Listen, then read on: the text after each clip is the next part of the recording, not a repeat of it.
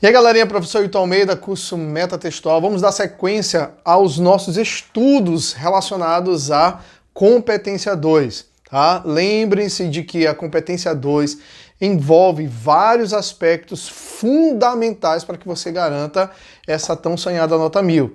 Repertório sociocultural, você correlacionar isso com os argumentos, tá? A relação com o tema, obedecer categoricamente aquilo que o tema está exigindo. Então a competência 2, meus amores, ela é crucial. Perder ponto na competência 2 é colocar em xeque a tão sonhada nota 1000, beleza?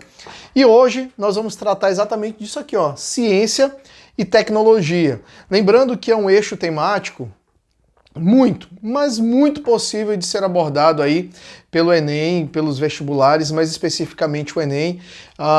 E dentro dessa perspectiva de eixo temático, meus amores, não foquem em tema. Não foquem em tema. Não se preocupem. Ficar tentando adivinhar qual tema vai cair, qual tema vai ser abordado, é muito complicado. É uma loteria. O que a gente pode fazer? Eixo temático. Foque no eixo temático, que eu garanto a vocês que a produção de vocês vai ser muito mais efetiva, vai ser muito mais assertiva, beleza? Então não foque em tema. Para desencargo de consciência, vamos pensar em alguns temas, só para desencargo de consciência, tá?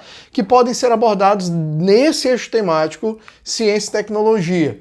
Energias limpas é um tema muito possível. E a gente verifica, dentro desse contexto de energias limpas, algumas teses que vocês podem colocar na redação de vocês.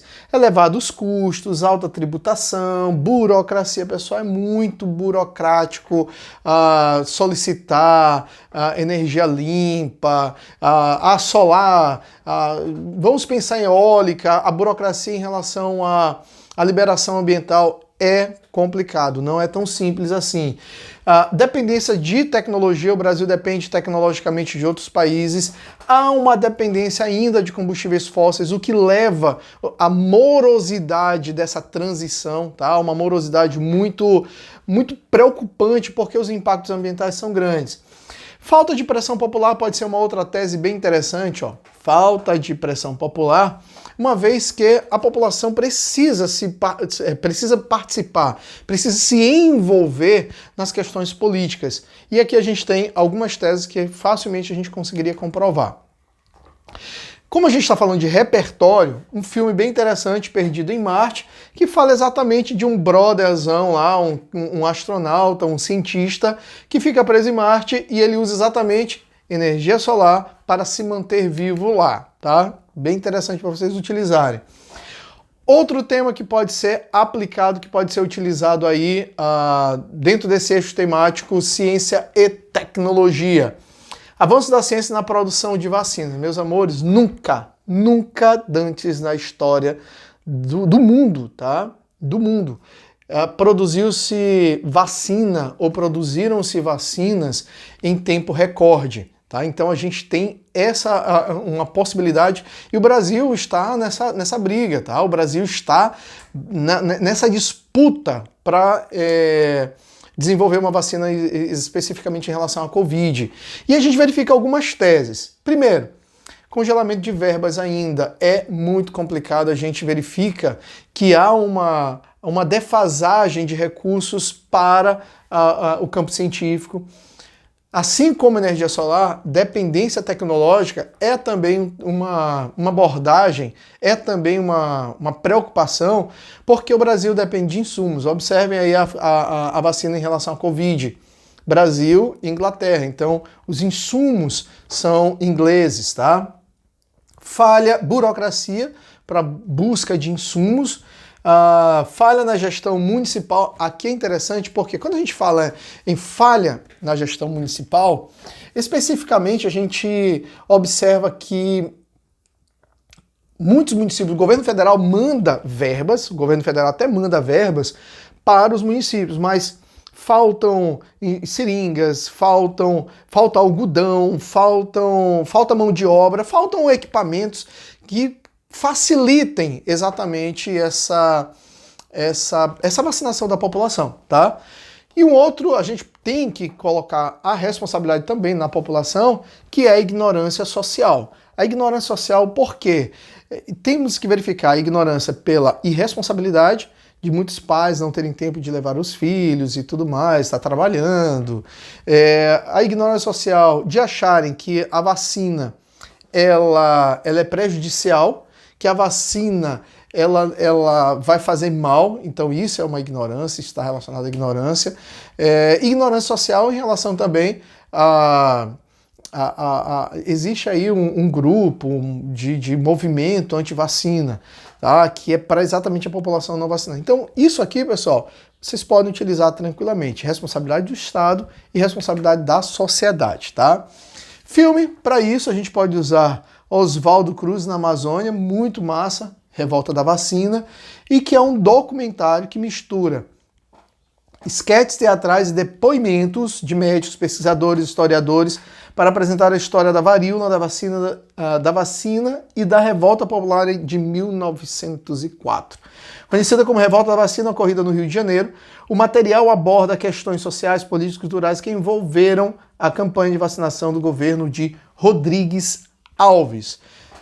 Muito bom documentário, e o que a gente pode traçar um paralelo entre o passado, início do século XX, e meados já do século XXI, que muitas pessoas ainda mantêm esse tipo de postura, esse tipo de comportamento. Beleza? Um outro tema, no eixo temático Ciência e Tecnologia, tecnologia e agronegócio. Cara, muito massa, muito possível. Porque assim, a gente verifica que agro é pop, agro é tech, agro é tudo, tá? Então, de fato, o agronegócio, ele contribui significativamente para a manutenção econômica, política, social, não há dúvida disso, empregos e tudo mais. E a gente verifica, por exemplo, que existem teses relacionadas a esse eixo. Poucas linhas de crédito, a gente observa a agricultura familiar, alguns empreendimentos menores que têm dificuldade de acessar linhas de créditos e aí expandir a sua produção e melhorar ainda mais a competitividade. A gente verifica esse problema. Elevadas taxas tributárias. Além de haver pouca linha de crédito, nós temos um país que cobra impostos muito altos, tá? E isso, pessoal, vai dificultar tranquilo e calmamente o avanço, tá, da ciência e da tecnologia. Visão ainda tradicional, vamos colocar a culpa também nas famílias, tá? Vamos colocar a responsabilidade nos próprios empresários. De achar, não, já estamos há anos neste negócio aqui, nunca mudou, tá desse jeito. E muitos não acreditam no potencial exatamente da tecnologia, do potencial tecnológico. E isso vai fazer com que haja um atraso e normalmente a falência dessas empresas familiares, tá? A falta de orientação técnica. Essa falta de orientação técnica, ela pode ser por investimentos, tá? Os empresários, as famílias não investirem adequadamente, e a gente pode verificar também, como a questão de orientação técnica, o Estado não disponibilizar técnicos para ajudarem essas famílias, tá?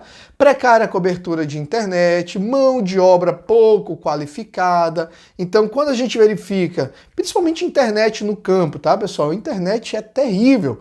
E aí, se não for uma grande empresa para ter lá um sinal particular, mesmo um negócio mais sofisticado, complica para os menores, tá? Então, tudo isso a gente pode colocar como tese, aí vocês escolhem só duas, tá? Duas situações. Filme, não sei se vocês já assistiram a este filme muito massa, O Menino que Descobriu o Vento, fantástico. Por quê? Une ciência, une conhecimento e une tecnologia. Claro que ele não usou tecnologia de ponta, mas ele usou tecnologia. Pessoal, tecnologia é tudo que pode ser útil, que pode ser adequado para melhorar um ambiente, tecnologia, tá? A gente vamos verificar que a construção, a utilização de ferramentas lá no início na saída do homem lá das cavernas, do Paleolítico, aquilo era tecnologia. A utilização de fogo foi tecnologia. Esse menino aqui, ele conseguiu montar, pegar a bicicleta, o quadro da bicicleta do pai, a roda lá, e montou uma torre eólica, produziu energia e deu energia para a bomba sugar a água daquele poço e ali servir tanto para irrigar a agricultura, quanto a plantação, quanto para matar a sede daquela população na África. Fandárdido o filme, tá? Outro tema, tá? Perspectivas sociais como o avanço da inteligência artificial. Eu gosto muito deste tema, porque a inteligência artificial está em tudo, tá? Nós temos aí os algoritmos, que já caiu no Enem, nós temos, que foi a manipulação de dados, nós temos aí os robôs assumindo as linhas de comunicação, são robôs que ligam, dessas operadoras ligam para várias pessoas ao mesmo tempo, e quando atende, aí vão ligando. Pessoal, não tem como a gente fugir disso aqui. Inteligência artificial, até para cirurgias, nanotecnologia, enfim, tá? E a gente verifica que ainda existem alguns entraves, que a gente vai fazer a pergunta, que a gente vai extrair tese, tá? Ainda há um elevado custo para que as empresas produzam e mantenham, tá? Essa cadeia de inteligência artificial. Questão de ética, a gente pode verificar, eu até trouxe aqui como exemplo, manipulação de dados, fake news, ataques de hackers, tá?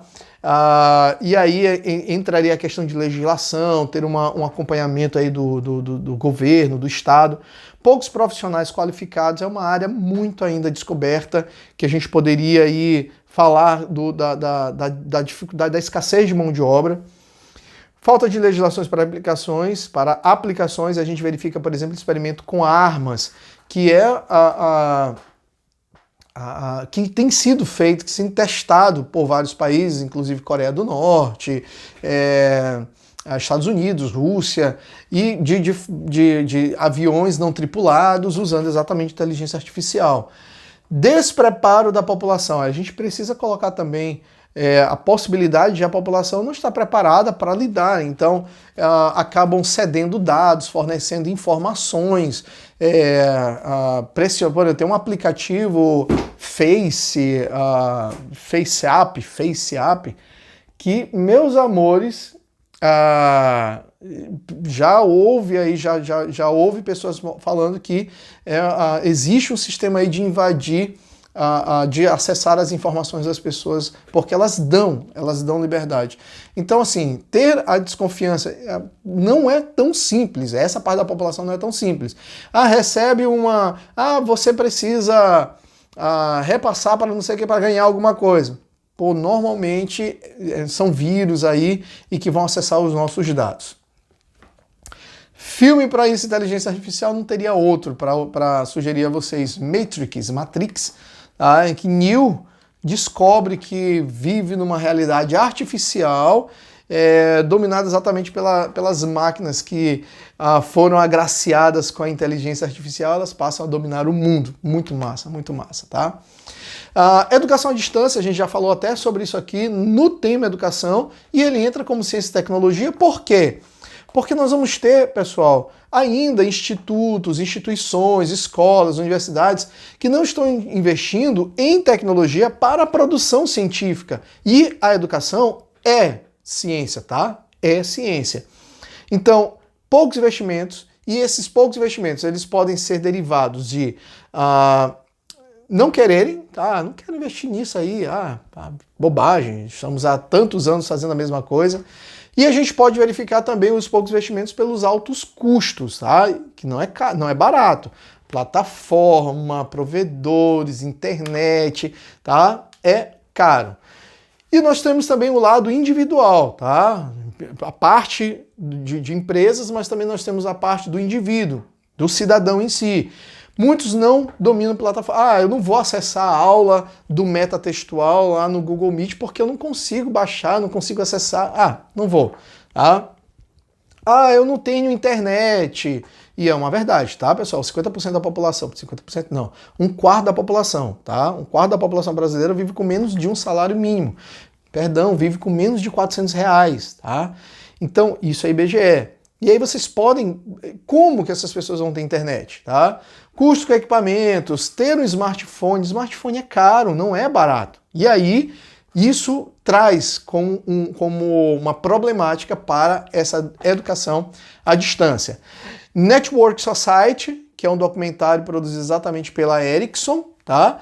Para fazer uma enquete em relação, mostrar que a educação ela não está estagnada, ela está avançando, ela está progredindo, e não teremos, e o Covid, a Covid-19, só vem provando exatamente que não tem como a gente voltar mais nesse esquema. A gente vai se adaptar cada vez mais a essa questão da educação à distância, beleza? E aí nós temos vários outros temas, tá? Vários outros temas que podem cair nesse eixo temático. Brasil ante inovações tecnológicas, mercado de trabalho e tecnologia, violência cibernética, privacidade, democratização da tecnologia, tecnologia e melhorias sociais, tratamento com células-tronco, que o Brasil ainda está ralentando nesta temática aqui, tecnologia e segurança pública, ou seja, ainda há investimento em pessoas, em humanos, isso eleva o custo, isso eleva significativamente o custo, e aí tem que investir mais em tecnologia. Mas o objetivo aqui é a gente não focar em tema, tá? Esse é o objetivo, a gente pensar no eixo, nas linhas de problematizações, e o objetivo é repertório sociocultural. Tudo que eu vou falar aqui, mostrar aqui para vocês, vai encaixar nesses temas aí todos, tá? Em qualquer tema. Temos o artigo 218 da Constituição, que fala que o Estado promoverá e incentivará o desenvolvimento científico, a pesquisa, a capacitação científica e tecnológica. Pronto, gravem isso aqui, tá? Artigo 219, mercado interno integra o patrimônio nacional e será incentivado de modo a viabilizar o desenvolvimento cultural, socioeconômico, bem-estar da população e autonomia tecnológica. Ou seja, o governo, o Estado, ele é responsável por isso tudo. Então, não pode se eximir, a Constituição já está aqui, vocês podem utilizar tranquilo e calmamente. Algumas citações. Paulo Freire, se nós temos isso aqui na Constituição, então a teoria sem prática vira verbalismo. Ainda Paulo Freire, se a educação sozinha não transforma ciência, educação, tecnologia, se a educação sozinha não transforma a sociedade, sem ela tampouco a sociedade muda, ou seja, se não houver investimento na ciência, se não houver investimento em tecnologia e na ciência, dificilmente a sociedade vai avançar, vai evoluir. Peter Drucker, não existem países subdesenvolvidos, existem países subadministrados. E o Brasil subadministra, ou qualquer outro país, tá? Subadministra esse eixo temático quando a burocracia, quando há investimentos escassos, limitados, beleza? Thomas More, no seu livro Utopia, tá? Utopia é um reino ilha imaginário cuja sociedade funcionará de modo justo e perfeito. Fora da alusão literária, o que se observa é exatamente a imperfeição da sociedade, uma vez que a ciência ela sofre com a falta de investimentos tecnológicos e aí a sociedade acaba padecendo. Fica massa a gente utilizar Thomas More. Thomas Hobbes, é dever do Estado estabelecer o bem-estar, promover o bem-estar da sociedade, porque ambos estão unidos por um contrato social. Muito massa, tá? Arthur Schopenhauer, quando a gente volta para a sociedade, população, os limites do campo de visão de uma pessoa determinam exatamente seu comportamento, seu entendimento a respeito do mundo. Muito massa, para que tomar vacina, para que fazer isso? Então, se a população tem esse entendimento ainda muito limitado, certamente o comportamento vai ser mantido, retrógrado e tudo mais. Meus amores, não inventem a roda, tá? Eu poderia passar aqui horas falando sobre repertórios. Não há necessidade de vocês decorarem um monte. Verifique aquilo que vai encaixar mais, que vai ser mais significativo, que vai dar tudo certo, beleza? Encontro vocês na próxima aula. Forte abraço. Tchau, tchau.